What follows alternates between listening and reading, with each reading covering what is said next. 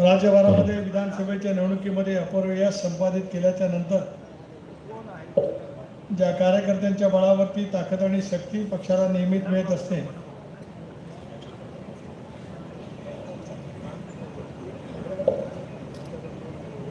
त्या कार्यकर्त्यांच्या स्थानिक स्वराज्य संस्थांच्या निवडणुकीच्या निमित्ताने निर्धार नवपर्वाचा हे ब्रीदवाक्य नजरेसमोर ठेवत उत्तर महाराष्ट्र आणि त्यानंतर मराठवाड्याच्या दौऱ्यावरती राष्ट्रवादी काँग्रेस पक्षाचे प्रदेश पदाधिकारी येत आहेत. आजच्या या बैठकीच्या निमित्ताने ज्याने आता नुकतंच आपल्याला संबोधित केलं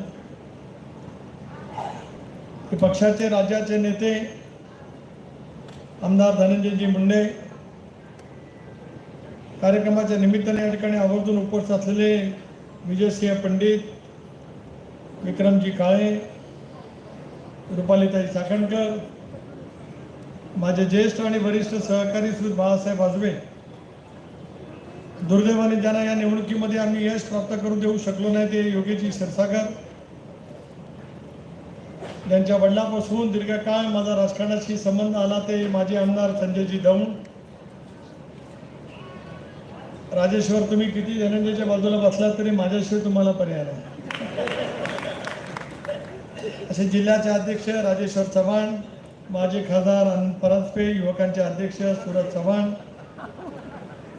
लतीफबाई तांबोळी, ओबीसी सेलचे माझे कर्तव्यकार अध्यक्ष कल्याणजी आखाडे, सामाजिक न्याय सेलचे अध्यक्ष सुनीलजी मगरे, ज्यांच्या वडिलांपासून माझाही दीर्घकाळचा परिचय राहिला ते रमेशजी आडसकर, ज्यांची आता राष्ट्रवादी युवक काँग्रेसचा बीडचा अध्यक्ष म्हणून मी अधिकृत घोषणा करतोय ते वैरामजी गवते, महिलांच्या अध्यक्षा प्रज्ञाताई खोसरे, शाहरुखजी पटेल, अमर नायकवडी, विठ्ठलजी सानप, राजकिशोर उर्फ पापा मोदी, बरोबर बोला ना, दत्ता आव्हाड, पक्षाचे सर्व स्तरावरील सन्मान्य पदाधिकारी, पत्रकार मित्र, महिलांचे प्रतिनिधी आणि या निर्धार नवपर्वाच्या निमित्ताने उपस्थित असलेले बीड जिल्ह्यातील माझे सर्वच राष्ट्रवादी काँग्रेस पक्षाचे कार्यकर्ते, बंधू भगिनी आणि सहकारी मित्रांनो, बरोबर 2 वर्ष 5-10 दिवसापूर्वीच आम्ही सर्वांनी मिळून अजितदादांच्या नेतृत्वाखाली एनडीएमध्ये सहभागी होण्याचा निर्णय त्या कालावधीमध्ये घेतला. संबंध देशभरात, राज्यभरामध्ये एक वेगळ्या परीचं वातावरण गेल्या 10 वर्षापासून एनडीएच्या माध्यमातून सुरू झालेलं होतं. अशा वेळेला बहुजन समाजाच्या व्यापक हितासाठी सत्तेमध्ये असलाच पाहिजे असा निर्णय आम्ही काही मंडळींनी त्या कालावधीमध्ये घेतला.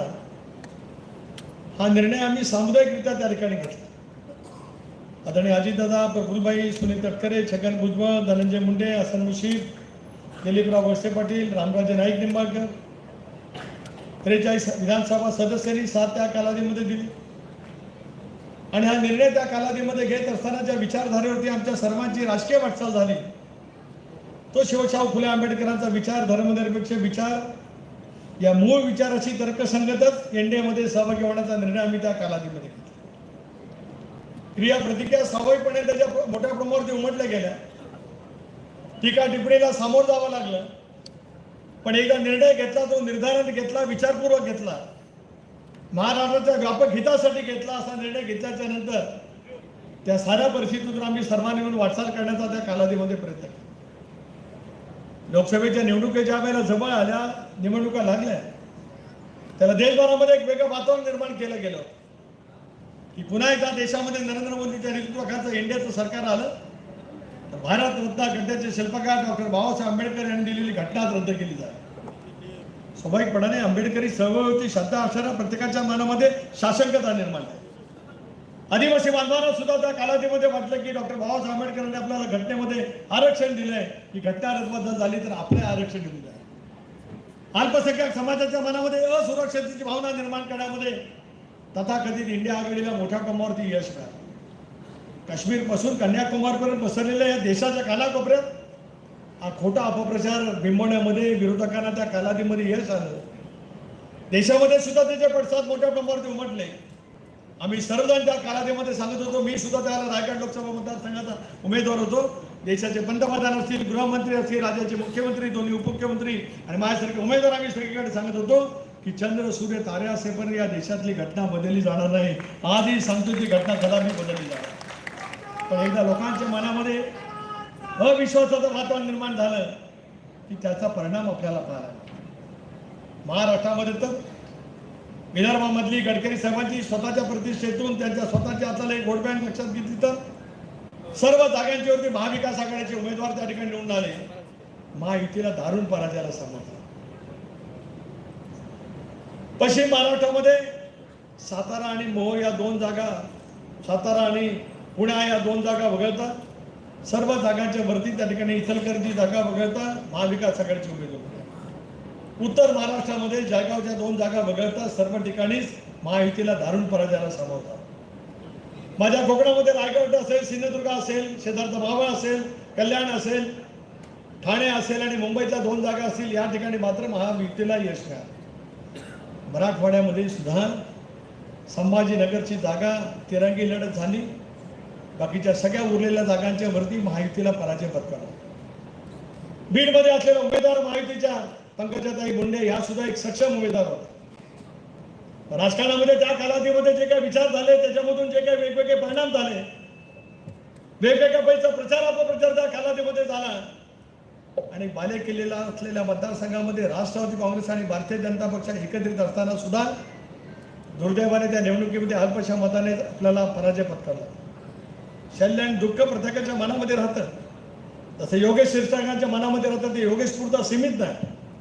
पक्षाचा प्रमुख माझ्यासारख्या कार्यकर्त्याला सुद्धा त्याच्याबद्दलच्या एक भावना निश्चितपणे त्या ठिकाणी आहे. त्याच्या धुमात असं काय कारण. पण जय पराजय राजकारणामध्ये येत असतात.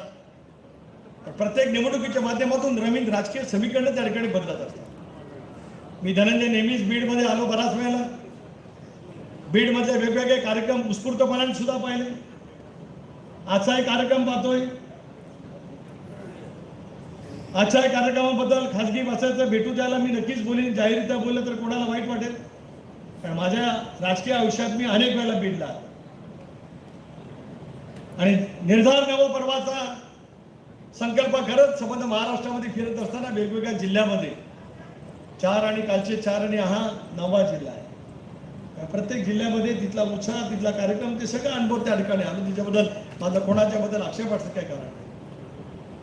पण नियमितपणाने वेगवेगळ्या पैकी भूमिका ही राजकारणामध्ये होत असते.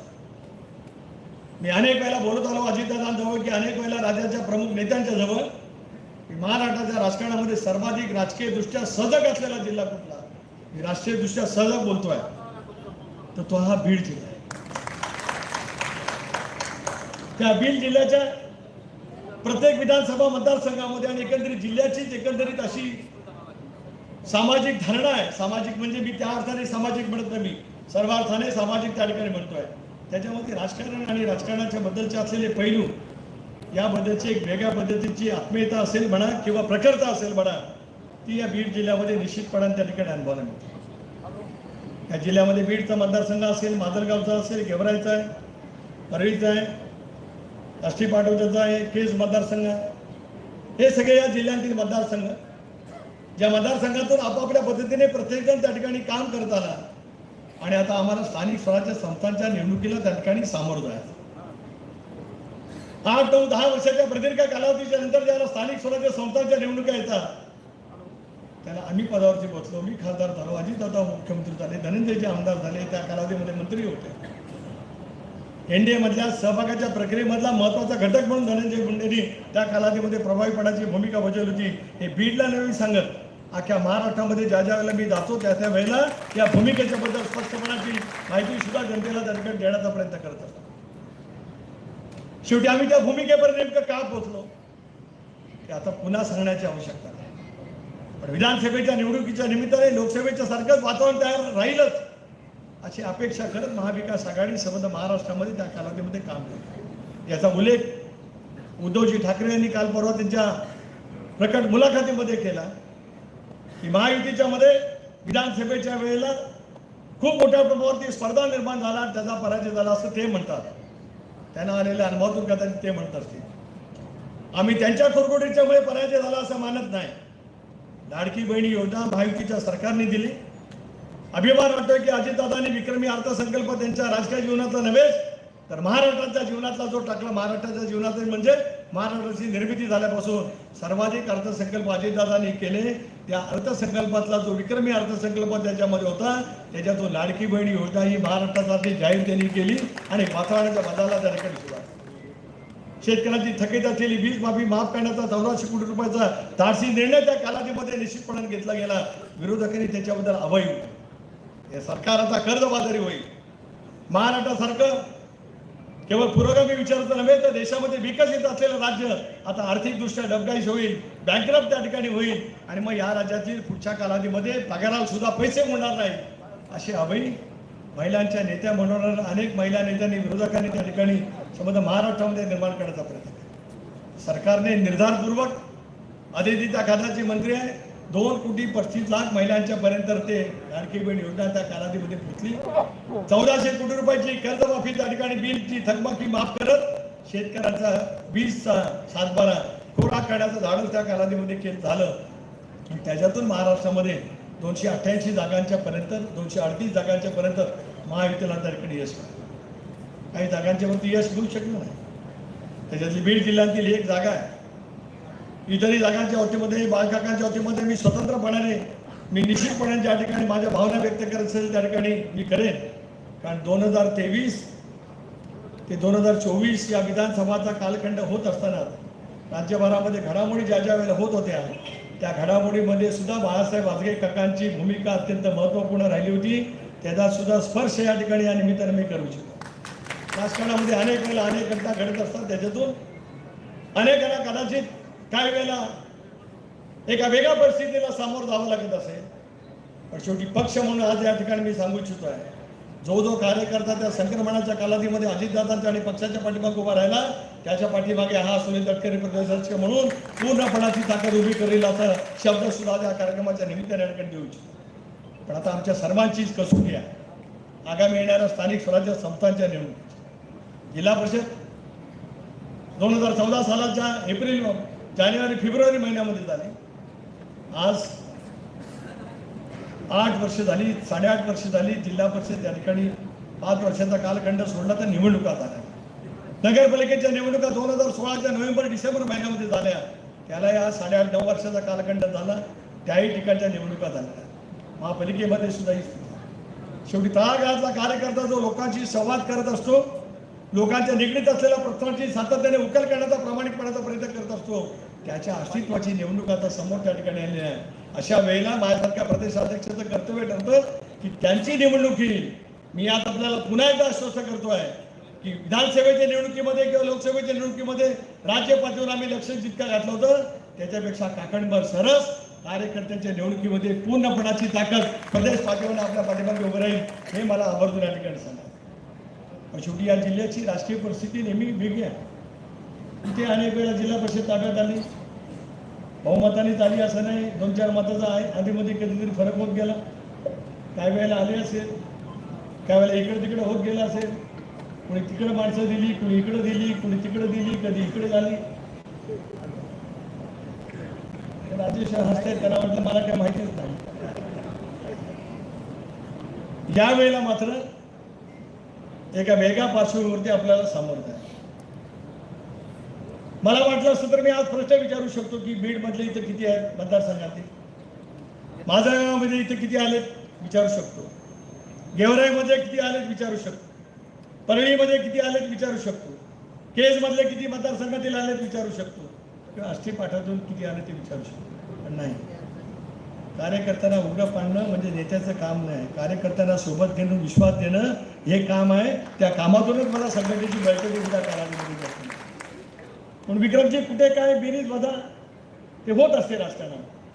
त्याहीपेक्षा काय पद्धतीने तुम्ही सकारात्मक पद्धतीने विचार करत उद्याची भविष्याची वाटचाल करायची आहे ती करण्याच्या संदर्भातली भूमिका घेणं हे आपल्या सर्वांचं कर्तव्य त्या ठिकाणी ठरू शकतं. आज सकाळपासून बीड शहरातल्या किमान 5 ते 6 ठिकाणच्या सहकाऱ्यांना भेट देण्याची संधी मला आणि माझ्या राज्यपातळीवरच्या नेत्यांना त्या ठिकाणी मिळाली. कोणाला कुठं गेल्याला पसंत झाला असेल नसेल मला माहीत नाही, पण मी कार्यकर्त्यांच्यासाठी जागणारा आणि कार्यकर्त्यांच्या इच्छेला मान देणारा कार्यकर्ता असल्यामुळे ज्यांनी सांगितलं की आमच्याकडे 5 मिनिटं का होईना या त्या ठिकाणी जाण्याचं कर्तव्य प्रदेशाध्यक्षांना त्यांनी प्रामाणिकपणाने केलं. कारण तिथे गेलं की त्यांचा आपोआप सन्मान वाढतो. तो सन्मान माझ्यामुळे वाढतो असं नाही, तर संघटना त्यांच्यापर्यंत राज्यपाथ्यांची पोचली असा एक मेसेज त्यांना माणसामध्ये आणायचा असतो. ते देण्यासंबंधातली प्रामाणिकपणाची भूमिका त्या ठिकाणी. हा जिल्हा राष्ट्रवादी काँग्रेस पक्षाचं भक्कम बलस्थान असलेला जिल्हा आहे. आज पत्रकार विचारतील प्रकाश सोळंके काय नाही, त्यांनी मला काल फोन केला की त्यांच्या पत्नीचा आज वाढदिवस आहे. मला त्यांनी काल फोन केला संध्याकाळी, तुम्ही लावून दिला की कोणतरी लावून दिला, मला त्यांचा आला होता फोन, याने दिला. मी त्यांना लगेच सांगितलं की शेवटी तुमचा कौटुंबिक कार्यक्रम असेल तर तो अधिक महत्त्वाचा आहे. मला त्याच्यामध्ये काही हरकत असं काय कारण नाही. अमरसिंग सकाळपासून सोबत होते, आता काहीतरी अधिक महत्त्वाचं काम निघालं असेल म्हणून कदाचित ते गेले असतील, नाही मला माहीत नाही. पण ते ठीक आहे, पण पक्षाचे वरिष्ठ नेते आहेत. आम्ही दीर्घकाळ विधिमंडळामध्ये प्रवास केलेले सगळेजण आहोत. प्रकाश सोळंके असतील, अमरसिंग पंडित असतील, मी तर 95 पासून विधिमंडळामध्ये त्या ठिकाणी आहे. आणि त्याच्यामुळे या सगळ्यांच्या सोबत घेत त्यांचे विचार त्यांच्या मतदारसंघातील जिल्ह्याच्या संदर्भात असतील, राजकारणातले असतील, या सर्वांचा साक्षीदार असलेला मी असल्यामुळे बीड जिल्ह्याच्या या संवेदनशील राजकीयदृष्ट्या सगळ्यात असलेल्या जिल्ह्यामध्ये राष्ट्रवादी काँग्रेस पक्षाची भवितव्याची वाटचाल ही अधिक गतीने करण्यासंदर्भातली भूमिका त्या ठिकाणी घ्यायची. काय कारणाच्यामुळे अजितदादांना या जिल्ह्याचं पालकमंत्रीपद भूषवायला किंवा ती जबाबदारी त्यांना त्या ठिकाणी घ्यावी लागली. पक्षाच्या बैठकीमध्ये ठरवून त्या ठिकाणी तो निर्णय झाला. अपेक्षा नक्कीच आहे अजितदादांच्याकडनं तुमच्याही. स्वाभाविकपणाने कारण महाराष्ट्राच्या राजकारणामध्ये गेले 30-35 वर्ष एक अतिशय उत्तम पद्धतीने प्रशासन कौशल्य, निर्णय क्षमतेमध्ये त्यांचा हातखंडा इतका विलक्षण आहे की त्या बाबतीमध्ये कोणाच्या मनामध्ये काय प्रवाद असू शकत नाही. संघटनेच्या कामाच्या बाबतीमध्ये सुद्धा योग्य पद्धतीने खबरदारी घेऊन काम करण्याचा त्यांचा सतत त्या ठिकाणी प्रयत्न राहतो. आणि त्याच्यामुळे या जिल्ह्याच्या विकासाच्या कामाच्या संदर्भामध्ये ते अधिक लक्ष देतील असा विश्वास तुम्हाला आहे. तसाच प्रदेशाध्यक्ष म्हणून माझ्यासारख्या कार्यकर्त्याला त्या ठिकाणी वाटतो. पण तरी सुद्धा आपल्याला उद्याच्या भवितव्याची वाटचाल करायची असेल तर आपल्याला इथल्याच संघटनेने एकत्रितपणाने अधिक व्यापकतेने काम करण्याची आवश्यकता आहे. या जिल्ह्यामधली राजकीय समीकरणं ही कदाचित काय काय वेळेला मतदारसंघाने बदलली जात असतात. विधानसभा मतदारसंघासहित न्याय सुद्धा काय वेळेला बदलतात. काही वेळेला जिल्ह्याच्या राजकारणाचे सुद्धा कळत नकळत वेगवेगळे परिणाम अनेक निर्णय प्रक्रियेमध्ये सुद्धा होत असतात. पण शेवटी या सगळ्याची गोळाबेरीज राष्ट्रवादी काँग्रेस पक्षाच्या हितासाठी कशी होईल याचा प्रयत्न मी मगाशी नाव घेतलेल्या सगळ्या प्रमुख नेत्यांनी करावा, एवढीच माझी विनंती त्या ठिकाणी त्यानिमित्ताने. धनंजयना मी आग्रह केला, त्यांच्या तब्येतीमुळे ते बोलणार नव्हते, पण मी त्यांना संभाजीनगरपासून निमंत्रित केलं. याचा अर्थ ते मराठवाडापुरता सीमित नेते आहेत का नाही, पक्षासाठी ते महाराष्ट्राचे नेते कालही आहेत, आजही आहेत आणि उद्याच्या भविष्यामध्ये यशस्वीपणाने वाटचाल करण्याच्या दृष्टीतून अनेक वेळेला काही ना काहीतरी प्रश्नचिन्ह येत असतात. राजकीय आयुष्यामध्ये सुद्धा अनेक वेळेला चढउतार त्या ठिकाणी येत असतात. पण हिमतीने आणि आत्मविश्वासाने त्या साऱ्या गोष्टीला सामोरं जाण्याचं बळ दाखवलं. ते बळ व्यक्तिगत कारणाच्यासाठी नसतं, तो जो समाज दीर्घकाळ आपल्या पाठीमागे ताकदीने उभा राहत असतो त्या समाजासाठी ते सगळं सहन करण्याची ताकद आपल्याला घ्यावी लागत असते. कारण त्या समाजाच्या पाठबळावरती आपण त्या ठिकाणी समाज म्हणजे त्यांचा समाज नाही मी म्हणत, बहुजन समाज. अनेक वेळेला मगाशी योगेश बोलता बोलून गेले, ठीक आहे, का असेल नसेल ते होत असतं. राजकारणामध्ये सुद्धा अनेक वेळेला वेगवेगळे प्रश्न म्हणतात. मी ज्या मतदारसंघातून निवडून आणतो, मी गवळी समाजाच्या इथं 10,000 मतं आहेत. मागाशी मला कोणतरी सांगितलं इथे 10,000 मतं आहेत. माझ्या अख्ख्या लोकसभा मतदारसंघात 5,000 मतापेक्षा जास्ती नाही, तरी पण लोकांनी निवडून दिलं. अशाही लाटेत दिलं, तशाही लाटेत दिलं. त्याच्यामुळे त्या अर्थाने मी माझं वाक्य बिलकुल कधी नव्हतं. कारण सर्व समाजाचं एकदा आशीर्वाद आपण मिळवले, त्यांचा विश्वास संपादन केला, त्याच पद्धतीने आपण काम करण्याची मानसिकता दाखवली तर अनेक गोष्टी आपल्याला सहजगत्या करता येऊ शकतात. धन्य तुम्हालाही काम करायचं आहे. प्रकाश सोळंके सुद्धा त्यांच्या त्या परिवाराच्या कार्यक्रमातून मोकळे झाल्यानंतर ती अधिक लक्ष घालतील. अमरसिंग पंडित त्यांच्याही मनामध्ये काही वेगळा असेल माझ्याबद्दल किंवा धनंजयबद्दल, राजकीयदृष्ट्या बिलकुल बोलत नाही. आमची मैत्री गाढ आहे, कालही होती, आजही होती. पण आता आपल्या मैत्रीबरोबरच ज्या कार्यकर्त्यांची ताकद आणि शक्ती आपल्या पाठीमागे दीर्घकाळ उभी राहिली, त्या कार्यकर्त्यांना शक्ती देण्याची वेळ येते त्यावेळेला या साऱ्या गोष्टीची आवश्यकता खूप मोठ्या असते. आपण सर्वांनी मिळून व्यासपीठावरती बसलेल्या सर्वांनी मिळूनच आता या नव्या कामाला त्या ठिकाणी सुरुवात करायची. या राजेश्वरांची, देशमुखांची, चव्हाणांची नेहमीच लगबग असते. त्यांनी आज काही मोजक्या सहकार्याची पत्र दिली. खरं तर एकाच वेळेला सगळी कार्यकारिणी जाहीर करणं महत्त्वाचं ठरतं. पण काही कारणाच्यामुळे झाली असेल नसेल मला माहीत नाही. पण आज तुम्हाला सांगतो, आजची तारीख आहे 20. 27 तारखेला मी मुंबईत आहे, रविवार असेल तरी, कारण माझं अधिवेशन लोकसभेत सुरू आहे. तोपर्यंत बीड जिल्ह्याची सर्व तालुक्यांची अध्यक्ष, विधानसभा मतदारसंघाचे अध्यक्ष, बीड जिल्ह्याची पूर्णपणाची कार्यकारिणी, बीड जिल्ह्याचे सगळे सेल, या सगळ्यांच्या अध्यक्ष त्यांची कार्यकारिणी झालीच पाहिजे असा स्पष्ट निर्देश अध्यक्ष म्हणून या ठिकाणी आज मी देऊ शकतो. पण शेवटी सर्वसमावेशक पैकीच्या कामाला रचना देण्याची आवश्यकता खूप मोठ्या प्रमाणावरती त्या ठिकाणी असते. बघा, प्रकाश सोळके नाही किंवा विजय सिंग आहे, माझं तुम्हाला सांगणार आहे की याच्या पुढे त्या दोघांचे फोटो त्याच्यात टाका. हे अपूर्ण दिसतं, योग्य दिसत. ते आहेत जे आहेत, जे विधिमंडळामध्ये आहेत बाळ काकांनी सुद्धा विधिमंडळामध्ये नेतृत्व केलं आहे, संजय राऊतांनी केलं आहे. शेवटी या पद्धतीने आपण काम करण्याची मानसिकता दाखवली तर त्याचा फायदा पक्षाच्या उद्याच्या भवितव्याच्या कालासाठी अधिक महत्त्वपूर्ण त्या ठिकाणी ठरू शकतो. आणि म्हणूनच या कामाला गती आपण देण्याचा प्रयत्न करणं म्हणजे पक्षाच्या संघटनेची ताकद पूर्ण शक्तीने, पूर्ण पाठिंब्याने उभं करण्यासाठी जिल्हाध्यक्ष म्हणून आपण मेहनत करताच आहात, त्याच्यात माझ्या मनामध्ये काय शंका काय कारण नाही. पण त्याचबरोबर ती व्यापकतेचा आधार मनामध्ये ठेवत या सगळ्या परिस्थितीमध्ये जे काही वेगवेगळी राजकीय समीकरण निर्माण करण्याचा प्रयत्न केला जात असतो त्याला निग्रहपूर्वक पक्ष संघटनेच्या माध्यमातून उत्तर देण्याची आवश्यकता. सभेला किती गर्दी झाली याच्यातून लोकशाहीमध्ये तुमचं मूल्यमापन होत नाही. सभेला किती गर्दी झाली त्याच्यावर तुमचं मूल्यमापन होत नाही. तुमच्या पक्षाच्या जागा तुमच्या चिन्हावर किती निवडून आल्या त्याच्यावरती त्या पक्षाचं बारोमीटर मोजलं जातं. आम्हाला अभिमान वाटतो, मी अनेक वेळा बोललो की धनंजय मुंडे 1.25 लाख 1.5 लाखाच्या मताच्या पेक्षा जास्ती मतांनी निवडून आले. मला अभिमान आहे राष्ट्रवादी काँग्रेस पक्षाचा अध्यक्ष म्हणून. तुम्हाला काय वेगळं वाटतं? 1,48,000 मी 1.5 लाख बोललो ना. तुमच्यापेक्षा मी 2,000 जास्ती टाकले. ते 2,000 जास्ती टाकलं कारण त्याच्याने माझं प्रेम आहे म्हणून जास्ती टाकलं. पर्रीकरांनी विक्रम केला. बोलू दे ना त्यांना, काय हरकत नाही. धनंजय बोलू दे ना त्यांना, काय काय. माझा संवाद त्यांच्याशी होते, तुला का वाईट वाटते?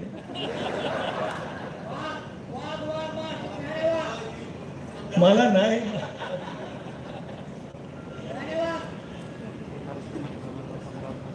त्याच्यामुळे आपण सर्वांनी राजकारणातलं वेगवेगळे कसब अल्पसंख्याक समाजाला सुद्धा सुरक्षिततेचा आपण विश्वास त्या ठिकाणी दिला पाहिजे. मागासवर्गीयांच्या मनामध्ये सुद्धा स्पष्टपणाची भूमिका घेतली पाहिजे. होय, मला या गोष्टीचा खचित अभिमान आहे. महायुतीच्या सरकारमध्ये असताना आजवरच्या इतिहासात राज्यामध्ये सुद्धा लोकशाहीचं सरकार होतं, ज्या सरकारमध्ये मी 15 वर्ष मंत्री म्हणून काम केलंय, त्यावेळेला जे निर्णय अल्पसंख्याक समाजासाठी घेतले गेले नव्हते ते निर्णय अजितदादांनी या महायुतीच्या सरकारच्या माध्यमातून घेतले. याचा सुद्धा आवर्जून उल्लेख या निमित्ताने मी करू शकतो. सारथी असेल, भारती असेल, मारती असेल, वेगवेगळ्या संस्था वेगवेगळ्या समाजाच्या त्या ठिकाणी आर्थिकदृष्ट्या निर्माण करत त्या समाजातील असलेल्या तरुणांना, माझ्या माऊलींना एक वेगळा परिचित नवीन दालन उभं करण्याचा प्रयत्न आज या राज्य सरकारच्या माध्यमातून त्या ठिकाणी केला जातोय. राष्ट्रवादी काँग्रेस पक्षाची नीती आणि नियत साफ आहे. धर्मनिरपेक्ष विचार, शिवशाहू फुले आंबेडकरांची सामाजिक समता आणि कार्यकर्त्याला ताकद आणि शक्ती देणं, याच विचारावरती आम्ही सगळेजण पुढच्या कालावधीमध्ये काम करणार आहोत. पण माझ्या महिला भगिनी असतील, तरुण कार्यकर्ते असतील, ज्येष्ठ सहकारी असतील, या सर्वांनी मिळूनच पक्ष आणि पक्षाच्या साठी अधिक झोकून देऊन काम करण्याचा प्रयत्न केला तर अपेक्षित असलेलं यश नक्की त्या ठिकाणी. मी आपल्याला ही सांगू इच्छितो आहे, तालुका स्तरावरच्या समिती असतील, जिल्हा स्तरावरच्या समिती असतील, त्याचं वाटप कसं करायचं हे आता निश्चित झालेलं आहे. राज्य पातळीवरती अजून निश्चितीपर्यंत आम्ही पोहोचलेलो नाही आहोत. पण जिल्हा स्तरावरच्या ज्या शासकीय समित्या आहेत, तालुका स्तरावरच्या ज्या शासकीय समित्या आहेत, आनंद परांजपे इथे आहेत, त्या बैठकीला मला मदत करायला, मला आणि आसन मुश्रीफांना मदत करायला उपस्थित असतात. मी आता दादांना सांगेन की इतर जिल्ह्याचा पालकमंत्र्यांनी जर काही तशी सुरुवात केली असेल तर त्या निर्णयामध्ये जो काय रेशो ठरला त्या रेशोप्रमाणे या जिल्ह्यामधल्या सुद्धा शासकीय समित्या त्या ठिकाणी निश्चितच लवकरात लवकर नेमल्या जाव्यात, जेणेकरून काम करणाऱ्या कार्यकर्त्याला त्या समितीवरती जाण्याची संधी मिळाली तर त्याला सुद्धा जनमानसामध्ये गेल्याच्या नंतर राष्ट्रवादी काँग्रेस पक्षाचा कार्यकर्ता शासन दरबार जाऊन, तहसीलदार असेल, BDO असेल, महावितरणचं कार्यालय असेल, त्या ठिकाणी जाऊन आपल्या प्रश्नाची उकल करू शकत असते. आणि म्हणूनच अधिक बोलून मी आपल्या सर्वांचा वेळ घेऊ इच्छित नाही. आता राजेश्वरजी आपल्याला सांगितलं की इतक्या कालावधीमध्ये हे सगळं पूर्ण झालं पाहिजे. आपल्याबरोबर जे जे या सेलचे अध्यक्ष असतील, महिलांचे अध्यक्ष असतील, युवकांचे असतील, आम्हाचे नियुक्त झालेले किंवा इतरही काही पदाधिकारी असतील, या सर्वांनीच विशिष्ट वेळामध्ये तशापैकी नियुक्तीचं काम त्या ठिकाणी पूर्ण करावं. अजितदादांचा वाढदिवस 22 तारखेला. आम्ही सगळेजण नशिबवान आहोत की आम्ही सगळेजण एकाच महिन्यामध्ये जन्माला आले. ते अजितदादा ज्या महिन्यात जन्माला आले त्याच्यात 1 तारखेला विक्रम काळे, 10 तारखेला जुलैला मी, धनंजय मुंडे 15 जुलैला आणि अजितदादा 22 जुलै. अजितदादांचा 66वा वाढदिवस जनविश्वास सप्ताह म्हणून राष्ट्रवादी काँग्रेस पक्षाने साजरा करण्याचं ठरवलेलं आहे.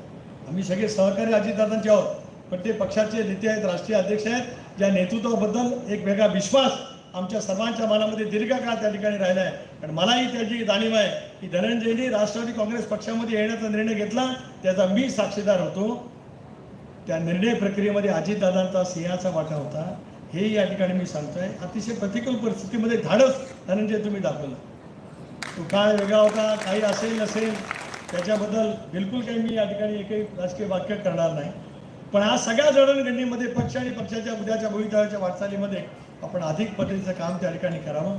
जनविश्वास सप्ताह सुद्धा जे पक्षाने कार्यक्रम आखून दिलेले आहेत त्या कार्यक्रमानुसार त्या ठिकाणी व्हावेत अशापैकी अपेक्षा आजच्या या कार्यक्रमाच्या निमित्ताने या ठिकाणी व्यक्त करतो.